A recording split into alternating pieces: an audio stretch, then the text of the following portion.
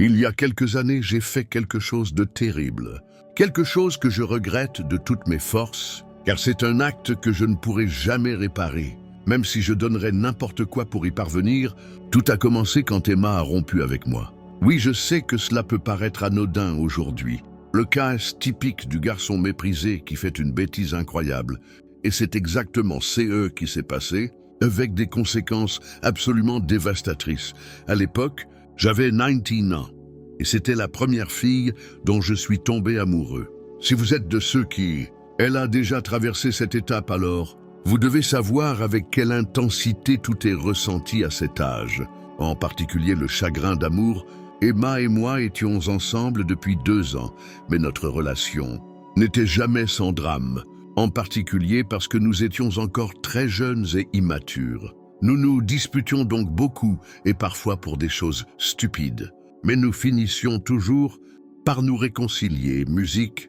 Et quand je l'ai confrontée à ce sujet, non seulement elle ne l'a pas nié, mais elle m'a dit qu'elle ne voulait plus être avec moi, qu'elle n'était plus amoureuse de moi, qu'elle était désolée, mais qu'elle était tombée amoureuse de cet autre garçon.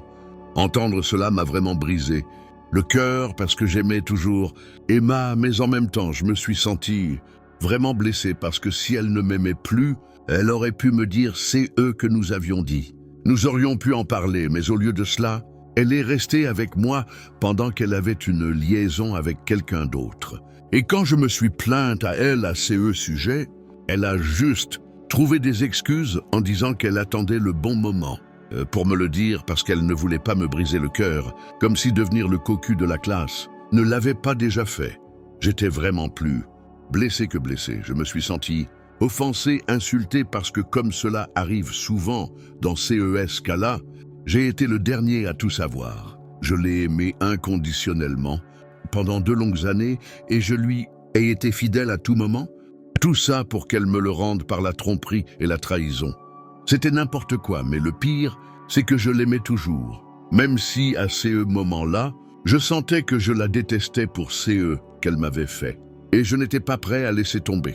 Je me souviens avoir été si déprimé et furieux que je ne pouvais même pas dormir. J'étais tellement frustré et en colère que je pouvais honnêtement sentir mon corps trembler de rage. Alors, une nuit, avec mon cœur rempli de haine et d'obscurité, j'ai allumé mon ordinateur portable et je suis entré dans le Deep Web.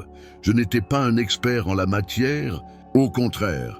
J'avais passé d'innombrables heures à essayer sans succès de m'y retrouver et je n'ai trouvé que les offres habituelles de drogue, les sites pièges à miel et bien sûr les forums, de nombreux forums. Et même si je ne savais pas que je cherchais, ni même où le trouver, je savais au fond de moi, en vérité, je le savais inconsciemment.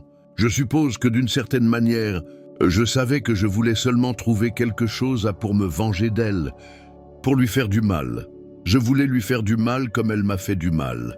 Je voulais qu'elle ressente la honte que j'avais ressentie et souffert de mains. Et je voulais l'humilier comme elle m'avait humilié à ce moment-là. J'avais encore des photos et des vidéos d'elle de notre temps ensemble, des photos intimes, et oui, je sais que c'est très méchant, mais dans ce moment de colère et de ressentiment, tout à quoi je pouvais penser était de la blesser.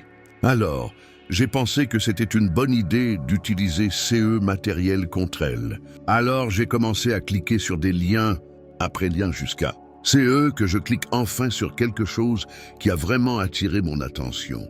C'était un forum. Un forum appelé Naughty List et qui a tant attiré mon attention à propos de forum, c'est qu'il a commencé avec la question « Connaissez-vous ? Quelqu'un qui a été vilain ? Si oui, vous devriez peut-être le mettre sur la Naughty List. » En voyant cela, j'ai pensé que c'était parfait. C'est tout dont j'avais besoin. Je vais télécharger les photos et vidéos personnelles que j'ai d'elle, là-bas, et peut-être que je pourrais même lier ces réseaux sociaux. Et nous verrons maintenant qui se moque de qui. J'ai même pensé à ajouter une destination, mais elle était partie vivre avec sa mère, alors j'ai tiré une ligne là-bas.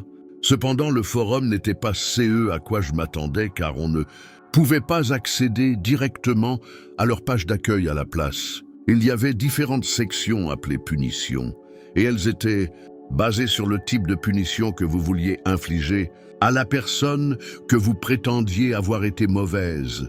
Je me souviens avoir pensé à quel point toute CES, section de punition, était dramatique.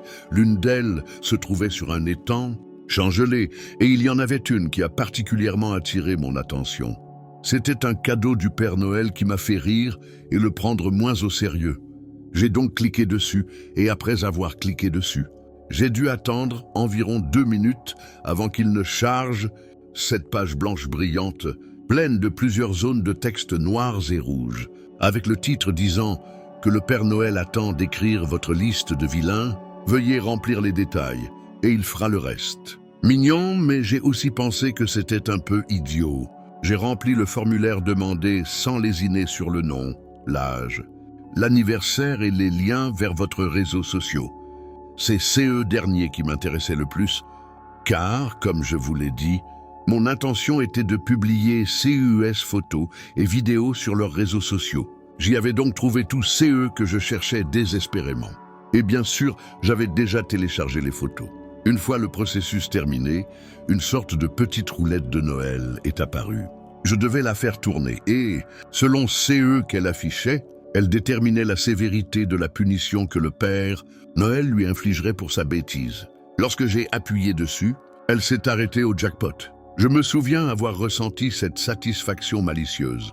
J'ai pensé au visage d'Emma, qui se sentait exposée, tandis que le mien affichait un léger sourire. Mon seul regret était que le programme ne me permette pas de télécharger de vidéos, mais je pensais que les photos suffiraient amplement. À ce moment-là, il m'a de nouveau demandé l'adresse de la personne.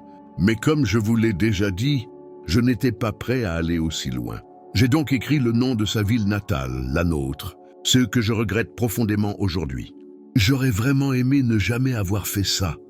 J'ai rempli les informations sans hésiter. J'ai cliqué sur le bouton « Envoyer » et après quelques secondes, une petite zone de texte est apparue demandant « Êtes-vous sûr que les informations sont correctes? Le Père Noël ne l'oubliera pas. » À ce moment-là, j'ai vérifié à nouveau la liste et vérifié que oui. Je pensais que tout était parfait, jusqu'à que cette option me redirige vers une autre page.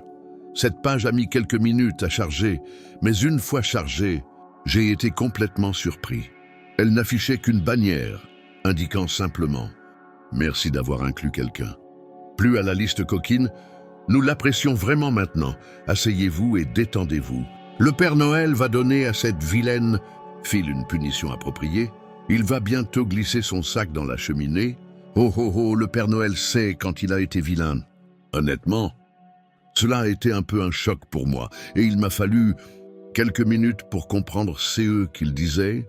Mais une fois que je l'ai fait, j'ai ri à haute voix en voyant à quel point cela semblait horrible. Je veux dire que cela semblait un peu pervers et effrayant en même temps, mais disons simplement que c'était le thème du forum, et qu'il n'y avait aucun moyen que cela puisse être réel de toute façon, donc je m'en fichais.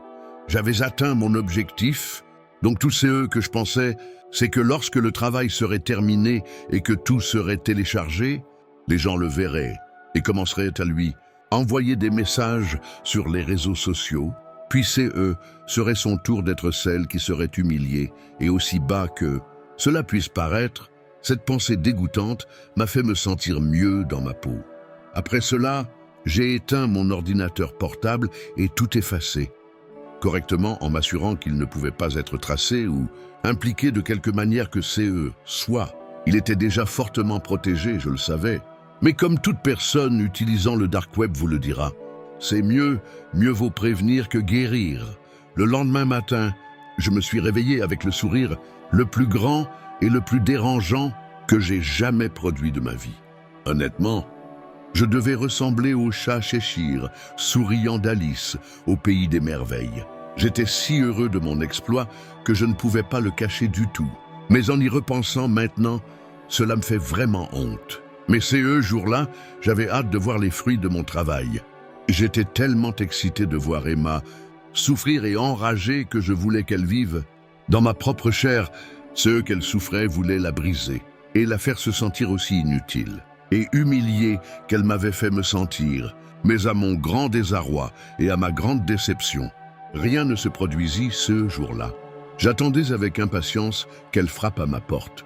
Furieuse, ou que mon téléphone explose d'appels, mais rien, pas d'appel, pas de SMS hystérique, pas de publication indignée sur les réseaux sociaux, rien du tout. Le pire, c'est que si quelque chose n'avait pas fonctionné, c'était impossible, que je pouvais le vérifier et je n'ai pas pu retrouver ce lien et j'ai vraiment essayé. Quelques jours ont passé, puis de plus en plus de jours, et à ces moments-là, mon enthousiasme s'était estompé et je me sentais déprimé, vraiment contrarié que cela n'ait clairement pas fonctionné. Personne ne serait aussi calme si cela avait fonctionné, et je ne pouvais pas non plus aller lui demander ou essayer de le vérifier, car cela m'aurait directement désigné comme la personne responsable. Donc, après un certain temps d'attente sans résultat, j'ai finalement abandonné avec le passage de toute la terrible expérience de la rupture s'estompait et je ne m'en souciais plus autant et je ne me sentais plus aussi bouleversé que ces jours-là. Après tout, cela faisait presque un mois depuis lors. J'ai juste arrêté d'y penser et c'est même devenu ennuyeux pour moi. À ce stade, le fait que tout cela n'était qu'une farce m'a étrangement fait me sentir beaucoup mieux. Comme si j'avais en quelque sorte tout sorti de mon système et que toute cette histoire de vengeance n'avait plus d'importance pour moi. Cependant, quelques jours plus tard, j'ai été réveillé par un coup violent à la porte. À ce moment-là, tous les drames de ma relation précédente m'ont complètement échappé. C'est eux qui expliquent mon étrange sentiment, car je ne reçois pas souvent de visites. J'étais donc plus qu'agacé par celui qui m'avait réveillé avec ce même air hostile. Je me suis approché de la porte pour voir qui me cherchait à cette heure-là. Et vous pouvez imaginer ma surprise lorsque j'ai claqué la porte et que j'ai été accueilli par le sérieux de 2 policiers. En voyant CES 2 policiers postés devant ma porte, je me suis dit « c'est fini. Je vais en prison et tout le monde va penser que je suis une sorte de bizarre. » Et le pire, c'est eux que j'étais, à vrai dire, au moment où ils ont demandé s'ils pouvaient entrer. Je me suis forcé à ne pas faire de scène et à ne pas potentiellement empirer les choses. Je me souviens avoir été assez surpris qu'ils ne m'aient pas arrêté. Et s'ils m'ont demandé d'entrer, c'est parce qu'ils n'étaient pas là pour m'arrêter. S'ils l'avaient fait, ils l'auraient fait et c'est tout. Alors je ferais mieux de voir c'est eux qu'ils veulent. Mais c'est eux qu'ils m'ont dit ensuite m'a complètement coupé le souffle. Quand était la dernière fois que tu as vu Emma, j'étais sans voix. Pendant une seconde, j'ai dû ressembler à la personne la plus coupable du monde pour ma réaction. En réalisant cela, j'ai rapidement secoué l'air choqué et terrifié que j'avais sur mon visage. J'ai essayé de répondre aussi calmement que possible. Je ne l'ai pas vu depuis notre rupture il y a quelques semaines. Je leur ai répondu, c'est eux qui étaient vrais, mais cela ne m'a toujours pas sauvé de leur enquête. Où étais-tu? La nuit du 6, je leur ai dit la vérité. À la maison, quelqu'un peut-il vérifier cela? Ils ont dit, eh bien, pas exactement, je vis seul. Mais j'ai été laissé à la maison après le travail, et c'est quelque chose que mes collègues peuvent corroborer car c'est la routine.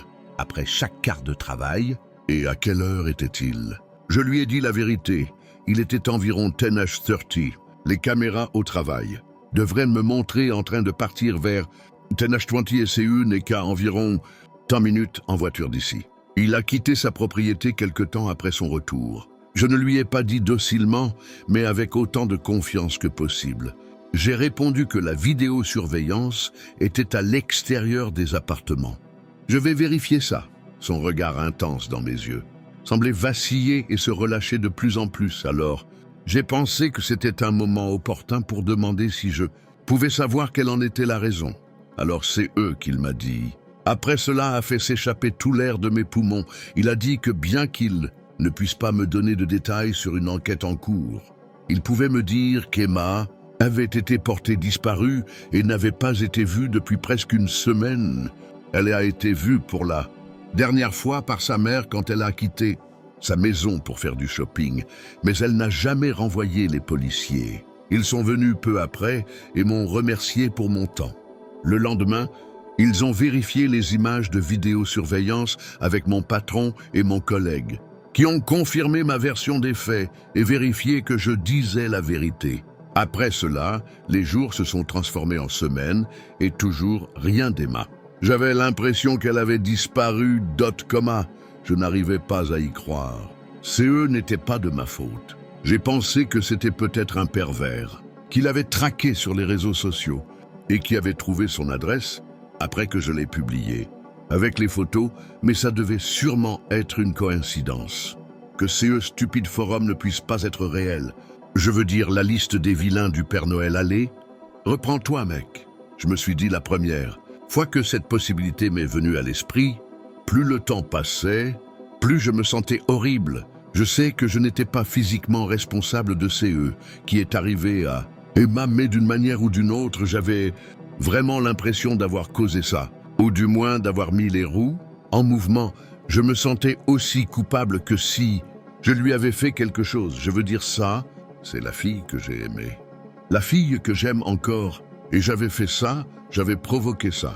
Elle et sa pauvre mère étaient séparées depuis des années. C'est moi qui ai finalement réussi à la réconcilier pour lui redonner la joie d'être à nouveau avec sa mère. Puis, par pur égoïsme et par ressentiment, je l'ai tout simplement détruite plus que je n'aurais pu l'imaginer. Pendant ces semaines où l'on ignorait tout d'Emma, je ne pouvais pas vivre avec la culpabilité et l'immense honte que je ressentais. J'ai essayé de reprendre le cours normal de ma vie, mais c'était impossible. Je ne pouvais pas dormir. Je ne pouvais pas manger, mais je savais que je le méritais.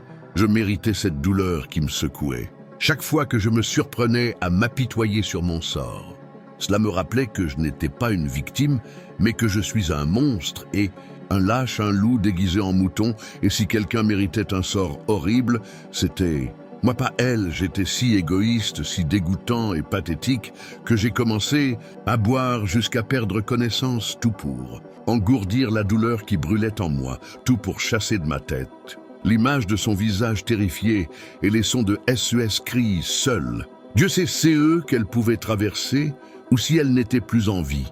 Je ne pouvais même pas aller à la police. Comment aurais-je pu si j'avais avoué CE que j'avais fait? Cela ne ferait de moi qu'un suspect et n'aiderait pas du tout à la retrouver. Ou peut-être que j'étais juste un lâche complet, mais de toute façon, c'était inutile et elle était partie depuis des semaines. J'attendais chaque matin une mise à jour, mais il n'y avait aucune nouvelle information et chaque jour, un petit morceau de moi mourait. C'était une torture absolue jusqu'au jour où ils l'ont finalement trouvée. Mais quand ils ont annoncé la nouvelle, la vérité était si dévastatrice que je ne m'en remettrai jamais. Le corps d'Emma a été retrouvé dans une vieille usine abandonnée, à la périphérie de la ville voisine. Je ne pouvais pas y croire. Je sentais ma gorge se serrer au point où j'avais du mal à respirer. Quand j'ai finalement entendu les détails de la découverte, j'ai prié de toutes mes forces pour que cela puisse être une sorte d'erreur. Mais malheureusement, il n'y avait aucune erreur. Je voulais qu'elle souffre autant que possible et je suppose que j'ai eu CE que je voulais. J'ai demandé à Emma si elle avait été retrouvée, fourrée dans l'une des anciennes cheminées d'usine. Son corps avait été fourré dans un sac de jouets. Elle était complètement nue et son corps s'était gravement détérioré à ce moment-là. Je ne pouvais pas le croire. J'avais presque envie de mourir en entendant cela. D'autant plus lorsque l'officier a dit que son corps était pratiquement méconnaissable et que la seule raison pour laquelle ils avaient pu l'identifier au moment où elle a été retrouvée était parce qu'à l'intérieur de l'orbite d'un de ses yeux, il y avait un morceau de papier sur lequel était écrite la phrase coquine numéro 22, Emma, tu aurais dû être une bonne fille. Le Père Noël, c'est toujours quand il a été méchant. Je me suis évanoui, je me suis effondré là où j'étais, et je me suis cogné violemment la tête à l'impact. Cela devait être une sorte de blague de mauvais goût. Quand j'ai repris connaissance, j'ai espéré et prié pour que CE n'était qu'un mauvais rêve, mais bien sûr CE n'était pas réel. C'était tout un cauchemar, mais c'est arrivé dans la vraie vie et c'était entièrement de ma faute. Et je suis tellement désolé. Emma, je suis tellement désolé. Je suis désolé pour CE qu'on t'a fait et je suis désolé pour CE que je t'ai fait. Je me sens coupable à chaque fois jour de ma vie et pas un jour ne passe sans que je ne pense à elle et CE que mon égoïste idiot lui a causé est un poids que je porte avec moi depuis et jusqu'à la fin de mes jours. Et je sais que tôt ou tard, je devrais payer pour cela. Bien que je fasse déjà de la musique, je ne savais pas que le sang avait de la valeur. Il a certainement de la valeur pour sauver une vie, c'est sûr. Mais quand il s'agissait de faire un don, chaque fois que je le faisais dans une banque du sang, le plus que je recevais était quelques biscuits ou un verre de jus. À l'époque, l'université s'avérait plus chère que CE que j'avais pensé au départ. Les nouilles et les ramen, c'était devenu un aliment de base dans ma vie et je luttais chaque jour pour garder mon emploi tout en jonglant avec le temps. Un soir, alors que je naviguais de plus en plus sur le dark web, j'étais fasciné par CE que les boutiques en ligne avaient à offrir. Je n'avais jamais rien acheté sur le dark web. Je n'y avais même pas pensé, car je n'avais pas d'argent de toute façon. Puis je suis tombé sur un lien intitulé « Les donneurs de sang ont besoin de paiement en Bitcoin », mais qui a attiré mon attention. Beaucoup d'attention. J'ai donc cliqué et je suis arrivé sur la page immédiatement en entrant. J'ai vu qu'il y avait une liste de groupes sanguins avec une valeur pour 100,000 et ils payaient une tonne d'argent. J'ai été choqué. Je savais que c'était un négatif et j'ai regardé combien ils payaient pour ce groupe sanguin et immédiatement j'ai été choqué qu'ils offraient 25 pour 100,000 certains des autres. Groupe sanguin valait beaucoup moins la valeur d'un positif qui, je suppose, était le plus. Courant était seulement $ pour 100M. Il n'y avait pas grand-chose d'autre à voir sur la page. Mais il y avait un formulaire de contact pour que les gens puissent donner leur sang sans y penser. J'ai ouvert le formulaire de contact et je l'ai rapidement rempli. Il voulait juste savoir quel était mon groupe sanguin, mon adresse email et si j'avais des maladies. J'ai rempli le formulaire et cliqué sur « Envoyer ». J'ai ensuite quitté le site et continué à chercher des médicaments dans d'autres magasins de luxe, pas pour une raison particulière, mais par curiosité, car on y trouve des offres sur toutes sortes de remèdes exotiques à des prix absolument exorbitants. À ce moment-là, l'idée d'être une sorte de Pablo Escobar pharmaceutique m'a brièvement traversé l'esprit. Quelques minutes plus tard, j'ai reçu un email. Nouvel email, le sujet était du sang pour du Bitcoin. J'ai cliqué sur la notification pour ouvrir l'email et c'était une réponse au formulaire que j'ai rempli il y a quelques minutes et il disait « Merci pour votre intérêt. J'aimerais votre groupe sanguin veuillez répondre avec CE qui suit votre portefeuille, Bitcoin et votre adresse le mardi de la semaine. Prochaine, placez un flacon de 100 millilitres de votre sang dans votre boîte. Aux lettres avant minuit et nous le récupérerons une fois que nous l'aurons.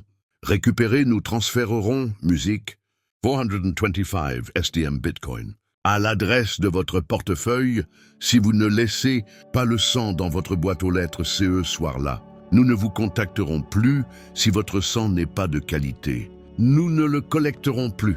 Il y avait aussi un lien Amazon pour acheter un kit de collecte de sang à domicile et un lien YouTube vers une vidéo sur la façon de collecter votre propre sang. Très intéressant. J'ai pensé que cela pourrait être réel. Alors j'ai répondu à l'email et j'ai demandé si je pouvais l'envoyer à une adresse au lieu de le faire collecter dans ma boîte aux lettres. Quelques minutes plus tard, j'ai reçu une réponse disant que CE n'était pas possible car la température le change et le courrier. Ils vont ruiner le sang.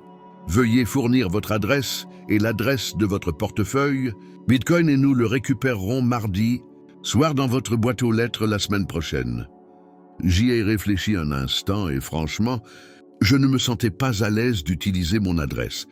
Mais à côté vivait un vieil homme qui, j'en suis sûr, ne verrait pas d'inconvénient. À CE que j'utilise sa boîte aux lettres au milieu de la nuit. Je lui ai envoyé un email disant « Ok ». Ça a l'air bien et je lui ai fourni l'adresse de mon voisin, ainsi que l'adresse de mon portefeuille Bitcoin. Je suis ensuite allé commander le kit sanguin sur Amazon, qui me serait livré le lendemain de la semaine. Je me suis rendu compte que c'était arrivé mardi soir, vers 21h. J'étais sûr que les voisins étaient déjà couchés. Il était donc temps de passer aux choses sérieuses et de mettre en pratique tout ce que j'avais appris dans le tutoriel. YouTube. Commencer à prélever du sang. CE n'était pas trop difficile pour moi, car j'avais déjà donné du sang auparavant. Donc j'avais déjà une idée générale. C'était presque aussi simple que d'insérer l'aiguille et le sang a commencé à couler dans le flacon. Les flacons que j'ai commandés sur Amazon étaient 120. Je les ai donc remplis jusqu'en haut avant de retirer l'aiguille et d'appliquer un peu de pression avec un coton. Je suis allé dehors, jusqu'à la boîte aux lettres du voisin. J'ai soulevé le couvercle et j'ai laissé tomber le pot dedans.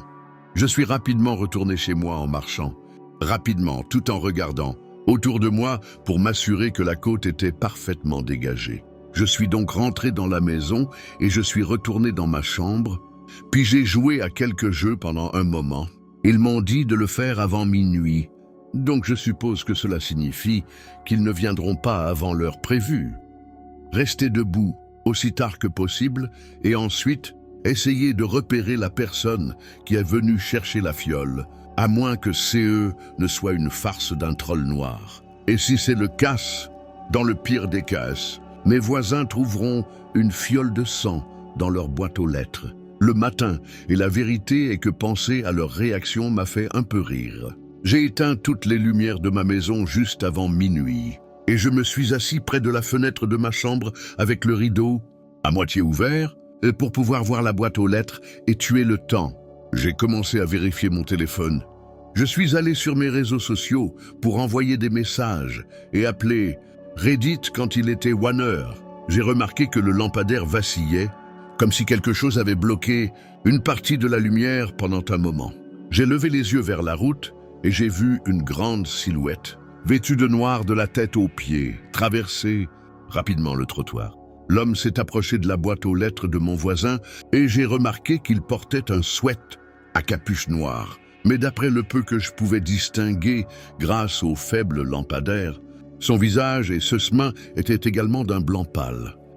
Pâle, le gars a ouvert le couvercle de la boîte aux lettres du voisin, a attrapé le pot et l'a inspecté comme s'il s'assurait que tout était en ordre. Il semble que tout allait bien, parce qu'à ce moment-là, il s'est retourné en traversant la rue pour retourner dans l'obscurité. Après avoir vu cela, j'ai fermé les rideaux complètement et je suis allé m'allonger dans mon lit. J'étais dans une sorte de mélange d'excitation du fait que j'ai été payé de l'argent et de trouble après avoir vu son apparence mystérieuse, me demandant c'est eux qu'il voulait faire avec le sang. Le lendemain matin, je me suis réveillé avec une nouvelle. J'ai reçu un email dans ma boîte de réception indiquant « Délicieux. Je prendrai 200 millilitres mardi prochain. » Ne répondez pas. Votre paiement a été effectué. J'ai vérifié mon portefeuille Bitcoin pour corroborer c'est eux qu'il m'a dit et il y avait effectivement un peu plus de $25. J'étais très excité de voir qu'il m'avait payé pour mon sang, comme il l'avait proposé, mais maintenant j'étais encore plus perturbé après avoir lu le mot « délicieux ». Une question évidente m'est venue à l'esprit. Est-ce qu'il mangeait mon sang?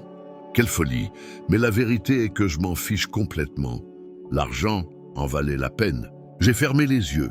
La semaine a filé et le mardi suivant, j'ai rempli 2 flacons et les ai mis dans la boîte aux lettres de mon voisin. J'ai attendu près de ma fenêtre, jetant un œil à travers les rideaux comme la dernière fois, et juste après 1h, la grande silhouette pâle est réapparue et a recueilli le sang. Le lendemain matin, j'ai vérifié mon portefeuille à nouveau et il était là. Il avait augmenté de $50 supplémentaires. Il y avait un autre email, mais celui-ci disait simplement « délicieux ». J'en veux plus. Maintenant, j'ai besoin de 500 AR. C'était très effrayant pour moi. Mais pour en savoir plus, que c'était cette nouvelle commission qui coûterait tout, et j'étais bien trop excité à ce stade, je m'en fichais qu'il mange mon sang. C'était 2 mois de nourriture et de loyer.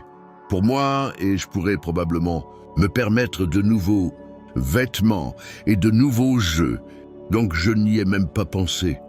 J'ai commandé d'autres flacons sur Amazon et j'ai attendu avec impatience que la semaine passe.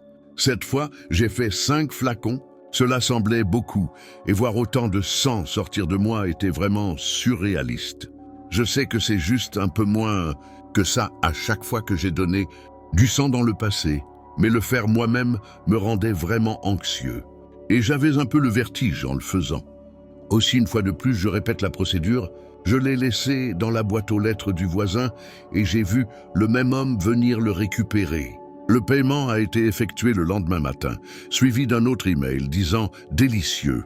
Le prochain devrait être 1 litre en lisant ceci. J'étais vraiment un peu nerveux, 1 litre.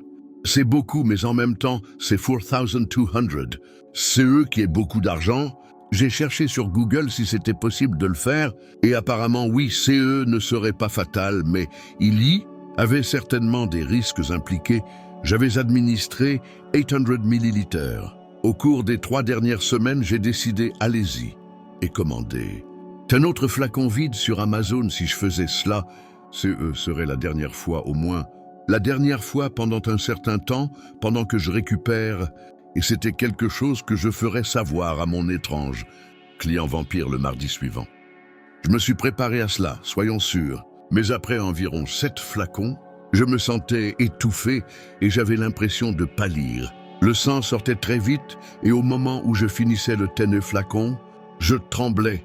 J'ai remis le bouchon sur le flacon et j'ai tenu la boule de coton sur mon bras avec une certaine pression, puis j'ai pris une gorgée d'eau et j'ai mis la bouteille froide contre ma tête. J'étais assis, mais j'avais l'impression que j'allais m'effondrer.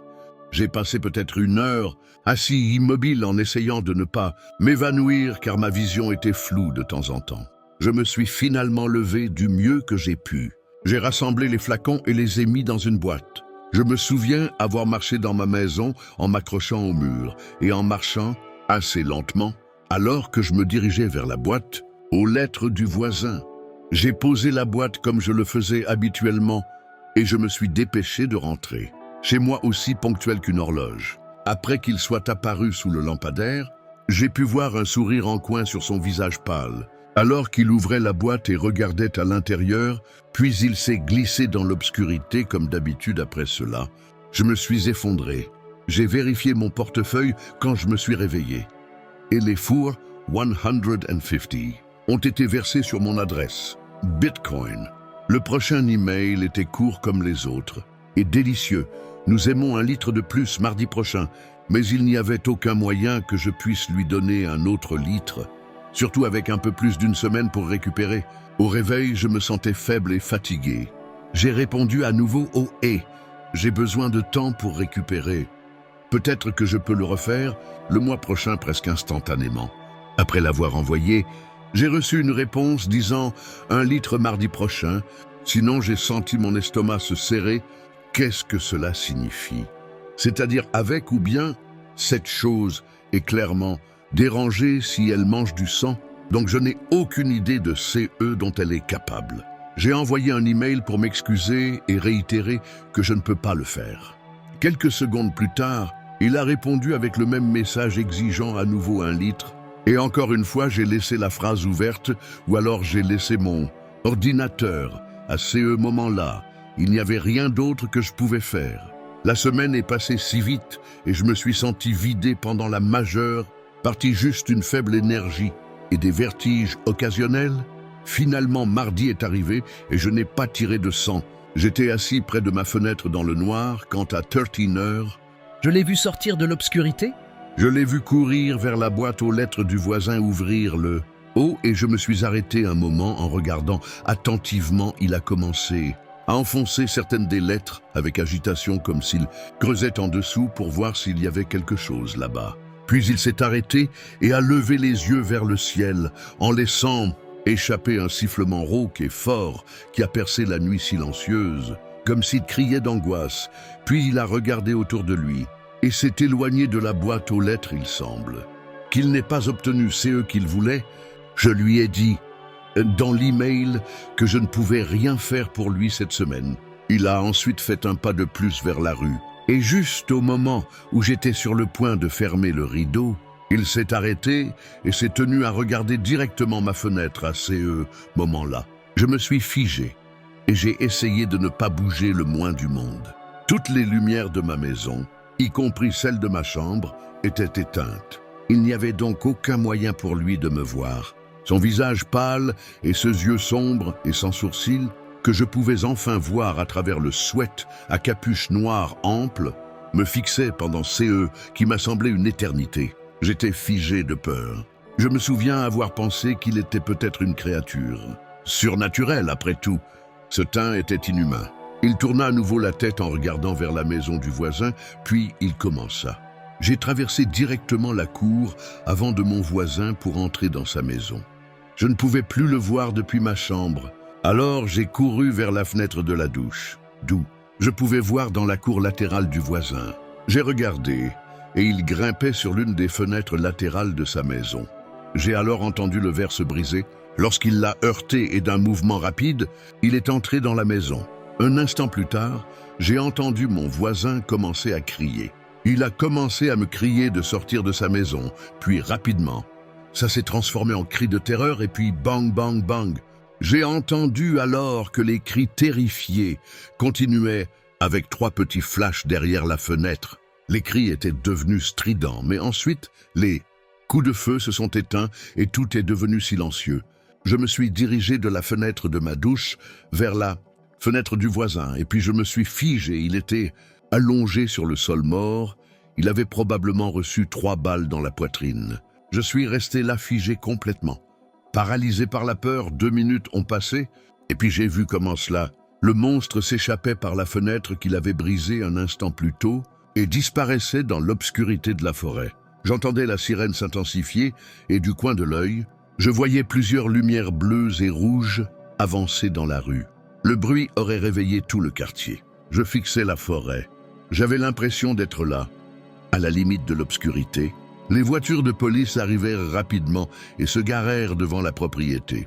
Entre-temps, une petite foule s'était déjà rassemblée sur les lieux. Pour voir ce qui se passait, j'ai enfilé des chaussures et je suis sorti par la porte d'entrée, uni par la nouvelle du meurtre du voisin. Mais personne n'était aussi fort que moi. J'étais encore sous le choc. Je ne sais même pas comment j'avais pu ne pas m'évanouir, vu mon état de faiblesse. Après être entré chez le voisin, un policier est sorti et a demandé à tout le monde de partir, pendant qu'il appelait une ambulance et des renforts. Puis d'autres voitures de police sont arrivées et ont commencé à poser du ruban adhésif. Le ruban de la scène de crime autour de la maison était suffisamment proche pour être vu lorsque l'ambulance l'a emmené, et c'était un spectacle horrible, car non seulement il avait été abattu, mais tout le côté de son cou était déchiré comme s'il avait été attaqué par une sorte d'animal sauvage. J'étais complètement horrifié que cet homme soit complètement fou ou qu'il soit certainement une sorte de créature surnaturelle, mais si c'était le dernier cas, il n'aurait pas eu besoin de forcer les fenêtres ou de recourir à une arme à feu pour prendre la vie de mon voisin. Donc le plus, je suis sûr que c'était le premier, et maintenant CE__. Fou avait mis fin à la vie d'un homme innocent à cause de moi, mais il savait aussi où j'habitais. La police a interrogé tous les voisins, y compris moi, mais je n'ai pas vu de moyen de leur dire CE que je savais sans m'incriminer directement. Je sais que cela aurait été le moment de tout dire à la police, mais je savais que c'était de ma faute. Je lui ai donné son adresse. J'ai mis le sang dans la boîte aux lettres. Alors, quand le policier m'a demandé si j'avais des informations qui pourraient t'aider, j'ai juste marmonné et crié. Je suis rapidement retourné. À maison, j'ai verrouillé les portes et je suis allé me coucher. J'étais agité, nerveux et terrifié le lendemain matin. J'ai vérifié mes emails et non seulement il n'y avait rien de nouveau, mais tout avait disparu. Il n'y avait aucune trace de nos conversations, ni son email nulle part. Rien n'était comme si cela n'avait jamais existé, comme si nous n'avions jamais parlé. Mais il y avait une autre chose très dérangeante, et c'est que sur la scène du crime, la police a trouvé des traces de CE qui semblaient être une sorte de peinture blanchâtre, probablement de la peinture corporelle, puis tout s'est mis en place parfaitement. Dans ma tête, c'est pourquoi sa couleur de peau était si étrange, bien sûr. Donc je n'avais pas si tort. Après tout, ce type était un psychopathe qui se prenait pour un vampire. Le pire, c'est que pendant un moment, j'ai cru qu'il l'était, vraiment. Je n'ai plus jamais eu de nouvelles de ce type et je n'ai pas pu en parler à la police. Je sais que CE serait la bonne chose à faire, mais je ne veux plus rien entendre de ce type ou du Deep Web Matthew. Alexander Falder est né le 24 octobre 1988. A grandi dans une famille de la classe moyenne supérieure dans la petite ville anglaise de Knutsford et Cheshire, a ensuite fréquenté l'école secondaire, King's dans la ville voisine de Macclesfield où il a apparemment excellé dans ses études avant d'être accepté pour étudier l'océanographie sismique au Clare College, Université de Cambridge. Après avoir obtenu son baccalauréat, Matthew a continué dans le milieu universitaire et a obtenu une maîtrise et un doctorat tout au long de ces longues années d'études. Il est ensuite devenu chercheur postdoctoral et chargé de cours à l'université de Birmingham, au Royaume-Uni et dans tous les domaines. Ceux qui le connaissaient le décrivaient comme un garçon très populaire et extraverti qui avait beaucoup d'amis et était apprécié de tous. Grâce à son grand charisme et à sa personnalité hilarante, c'est eux que personne ne savait, c'est que Matthew cachait un secret profond, sombre et terrifiant. Durant sa première ou deuxième année d'université, Matthew partageait une maison avec plusieurs autres jeunes étudiants. C'était CE que les Américains appellent la cohabitation, où les étudiants étaient chargés de choisir, parmi eux les colocataires les plus appropriés, sans tenir compte des circonstances. Genre, et c'est ainsi que Matthew a fini par vivre avec une fille anonyme qui a plus tard parlé de son sens de l'humour, scandaleux et dérangeant, à une occasion. Matthew a plaisanté avec la femme à propos de la filmer secrètement, en utilisant la salle de bain partagée dans la maison. La suggestion était si ridiculement déplacée que la femme a simplement ri et l'a pris comme une blague. Mais la vérité est qu'il l'avait, en fait, filmé pendant qu'elle prenait sa douche dans la salle de bain partagée CE, n'était pas une simple blague, mais un aveu doux et le fait qu'elle ne prit pas la chose au sérieux. C'est eux qui encouragea Matthew à poursuivre son comportement prédateur. Et au fil du temps, cet homme allait s'enfoncer de plus en plus dans un réseau de corruption numérique qui allait déboucher sur l'une des affaires criminelles les plus poignantes et honteuses de l'histoire britannique. Comme nombre de ses collègues, Matthew passait beaucoup de temps sur ordinateur, à rédiger des requêtes et à étudier, mais comme il était un enquêteur dévoué, il restait parfois rivé à son clavier jusqu'à 12 heures par jour. Si d'autres auraient trouvé fastidieux de rester si longtemps devant un écran, Matthew n'y voyait aucun inconvénient. Au contraire, il trouvait plutôt fascinant tout ce qu'Internet avait à offrir, surtout depuis sa découverte du Deep Web. Matthew a commencé à se familiariser avec Tor, acronyme de Onion Router, un logiciel libre et open source permettant la navigation et la communication anonyme en ligne. Il dirige le trafic Internet via un réseau mondial gratuit composé de plus de 7000 relais, tous gérés par des bénévoles du monde entier. Pour ceux qui ne le connaissent pas, Tor est un routeur qui protège la vie privée de ses utilisateurs en masquant leur localisation et leur utilisation à toute personne effectuant une surveillance, réseau ou une analyse du trafic. Cependant, comme tout outil web, celui-ci peut être utilisé à bon ou à mauvais escient, selon l'utilisateur. Dans le cas de Matthew, son intention était tout simplement malveillante. Il a commencé à utiliser son nouvel anonymat pour accéder à des sites web d'exploitation d'enfants extrêmement violents en utilisant des noms d'utilisateurs aussi dérangeants que sa conduite elle-même. Il s'agissait de 666 Devil et Evil Mind. Mais Matthew aimait non seulement regarder certaines des vidéos les plus dérangeantes et effrayantes qui existent sur le dark web. CE qui veut dire quelque chose, mais il les téléchargeait également et les diffusait dans d'autres coins du dark web. Ces vidéos comprenaient non seulement ceux qui montraient des abus sur enfants, mais aussi la torture et l'exécution de personnes âgées et d'animaux qui naviguaient sur les sites web comme blessés au plus profond de leur être et offrant un plaisir illimité. C'étaient les endroits que Matthew avait l'habitude de visiter pour se détendre après une dure journée de travail à l'université. Mais CE n'était pas la seule façon dont il aimait s'amuser. Il le faisait aussi d'autres manières à un moment donné.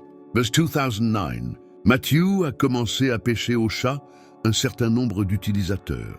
Des internautes sans méfiance au début, c'était un amusement inoffensif de contacter des vendeurs en ligne et d'exiger des prix outrageusement bas pour leurs produits. Lego Cela a dégénéré au point où il attirait des jeunes naïfs pour se présenter, dans des endroits éloignés pour des rendez-vous qui n'ont jamais eu lieu. Mais au lieu de s'ennuyer de telles absurdités, il a continué à augmenter la portée et l'ampleur de ses actions, et plus il le faisait, plus cela devenait sombre. On pense qu'au début des années 2010, Matthew Hill tomba sur une annonce sur la plateforme en ligne Gumtree.com, publiée par une jeune fille de Fourtin-An, qui cherchait un emploi de babysitter le week-end pour gagner un peu d'argent. C'est alors que l'esprit pervers de cet homme le poussa à s'engager sur une voie sans retour, celle de la perversion et du mal, qui allait lui valoir une place particulièrement triste dans l'histoire de son pays. Il se fit passer pour une étudiante en art du même âge, nommée Liz Matthew Coma. Il aborda la jeune fille anonyme, engagea la conversation et, petit à petit, commença à, gagnant sa confiance alors qu'il interagissait avec elle, Liz a dit à la jeune fille anonyme qu'elle dessinait ou peignait une série d'images de nature morte de sujets humains, et c'est ainsi que Matthew a lentement et méthodiquement convaincu cette jeune fille d'envoyer des photos compromettantes d'elle-même. Tout cela sous l'impression que SES Motivation était relativement innocente et artistique, mais CE que la jeune fille ne savait pas, c'est qu'elle était sur le point d'ouvrir la porte à un piège méchant. Après avoir obtenu les photographies de l'adolescent, Matthew a finalement révélé que Lee n'existait pas et lui a dit « On a dit à la victime que si elle ne cédait pas à tous ses caprices, elle divulguerait CES photos en ligne. Il a pris son temps pour décider quelle serait sa première tâche et lorsqu'il a finalement envoyé sa demande par email à sa victime, encore sous le choc, elle était plus qu'horrifiée. Matthew a alors ordonné à la jeune fille de prendre une photo d'elle-même en train de lécher le siège des toilettes de son lycée. Cette tâche serait non seulement extrêmement humiliante et insalubre, mais servirait également de matériel de chantage supplémentaire, garantissant qu'elle ne pourrait pas refuser ses futures demandes. Le nom de cette jeune femme ne peut être révélé pour des raisons juridiques, en raison de son âge au moment du crime, mais elle a ensuite fait une déclaration anonyme aux médias britanniques. « J'avais honte que CES Photos soit horrible, et je ne voulais pas que mes amis pensent que je voulais faire ça, mais j'avais aussi l'impression que personne ne me comprendrait, ou ne me croirait parce qu'il n'y avait personne pour me retenir, ou me mettre un couteau sur le cou. Personne ne me forçait physiquement à le faire, même si c'est CE que je ressentais tous les jours comme à moi. » La jeune femme a déclaré que dans les semaines et les mois qui ont suivi, Matthew envoyait des SMS à la fille avec des demandes de plus en plus perverses et dangereuses. Chaque jour, quand je me réveillais, il y avait un message de lui. Il disait que quand je rentrais de l'école, il y aurait un message même quand nous ne parlions pas. J'étais anxieuse parce que je passais toute la journée à attendre le prochain message ainsi que le stress de l'épreuve. Cela a eu un effet dévastateur sur les études de la fille, ses relations et sa vie quotidienne. Elle cessa de sortir avec sa famille et passa chaque instant à tenter d'apaiser la volonté de Matthew, d'empêcher la fuite des photos. Il finit par en faire son esclave et, alors que la jeune fille frôlait de plus en plus la dépression, elle supplia Matthew de la laisser tranquille, car elle avait déjà fait tous ces qu'il lui avaient demandé, y compris lui envoyer des photos plus intimes d'elle, en train de faire des choses totalement dégradantes. La jeune fille avoua vouloir se suicider. C'est qui n'était pas surprenant pour une personne si jeune, victime de violences quotidiennes et prolongées. Pendant ce temps, Matthew a publié contenu sur l'un de SES sites web hardcore préférés. Il y a écrit longuement sur le tourment qu'il lui a infligé et s'est vanté d'avoir piégé la jeune fille de Fourtin-An dans un réseau de désespoir et d'humiliation, déclarant que son intention était de la briser mentalement et qu'il ne se souciait pas de savoir si elle vivait ou mourait. D'autres entrées de journal comprenaient une liste intitulée « 100 Choses » que nous voulons voir au moins une fois.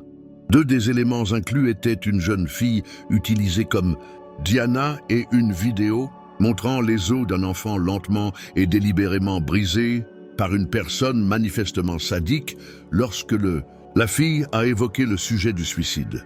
Il l'a en fait encouragé à le faire en disant qu'il avait déjà téléchargé les photos d'elle sur divers sites, Dark Egg, et que si elle se suicidait, ces mêmes photos finiraient dans les boîtes de réception de sa famille, de ses amis et de ses professeurs.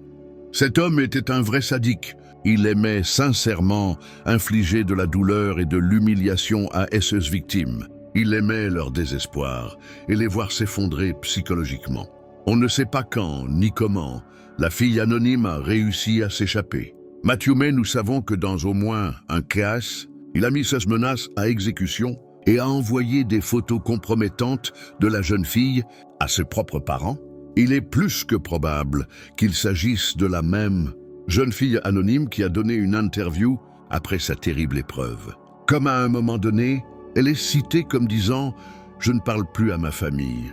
Je suppose que j'avais l'impression qu'ils ne comprendraient pas. Alors, quand je leur ai finalement dit c'est eux qui s'étaient passés, ils ont essentiellement dit que c'était de ma faute. Et c'est ainsi que la relation s'est rompue, ayant complété le cycle de manipulation, de chantage et d'abus. Matthew est simplement passé à autre chose pour trouver quelqu'un d'autre. La victime et l'Internet contemporain se sont avérés être un bon choix pour un prédateur, aussi dépravé en utilisant un éventail de 70 faux personnages différents, soigneusement conçus. L'opération de chantage de Matthew a continué pendant de nombreuses années et avec de nombreuses victimes aléatoires. Les identités de la plupart de ces victimes ont depuis changé et restent un secret bien gardé. Mais en utilisant une ventilation des accusations portées contre lui, nous pouvons reconstituer une image assez détaillée de CE que Matthew les a obligés à faire. Certaines de ces accusations sont tout simplement trop lourdes, obscènes même pour une chaîne d'horreur comme celle-ci, mais les accusations dont il a été accusé nous donnent un aperçu de l'odieux de ses actes. Certains des moins obscènes étaient, et je cite, le travail forcé obligatoire. Cela signifiait que Matthew avait fait chanter l'une de ses victimes pour qu'elle effectue de petites tâches. Pour lui, les transformant essentiellement en esclaves modernes. Matthew a également été accusé de 3 chefs d'accusation de participation aux activités d'un groupe du crime organisé, CE qui signifie qu'il y a un bon. Il est possible qu'il ait partagé des preuves de SES crime avec un vaste réseau de prédateurs en ligne. Mais CE n'étaient pas seulement des images indécentes que Matthew a partagées. Le Crown Prosecution Service du Royaume-Uni a ensuite accusé l'homme de 2 chefs d'accusation de possession. On pense qu'il a simplement téléchargé l'un des manuels de prédateurs et qu'il a été écrit par une autre source, tandis que le deuxième manuel a presque certainement été composé par Matthew lui-même et détaille exactement comment il a pu faire chanter autant de personnes différentes, de tous les horizons en même temps. Il est presque certain que CE manuel a été trouvé et téléchargé par un autre prédateur britannique. David Wilson, un homme de 36 ans originaire du Norfolk, qui a avoué 96 délits liés à l'exploitation d'enfants début 2021. Il semble que l'enquête sur les activités en ligne de Matthew ait débuté en 2013 et qu'au cours des 4 années suivantes, l'Agence nationale britannique de la criminalité, National Crime Agency, ait été rejointe par le MI6, le service de sécurité nationale américain et la police fédérale australienne. L'ampleur et la portée des délits de Matthew sont devenus plus claires, étaient si horribles que même une agence de renseignement israélienne anonyme s'est impliquée dans l'opération, le désignant comme l'un des cybercriminels les plus prolifiques et les plus dangereux au monde après son audience initiale. Le 16 octobre 2017, Matthew a plaidé coupable de 137 infractions, distinctes contre 46 victimes différentes. 4 mois plus tard, il a été condamné à 32 ans de prison plus 6 ans supplémentaires sans libération conditionnelle. Le juge dans l'affaire a décrit Matthew comme un homme complètement tordu et sadique avec un comportement constamment manipulateur et rusé, extrêmement cruel et manifestement ravi de la douleur et de l'angoisse que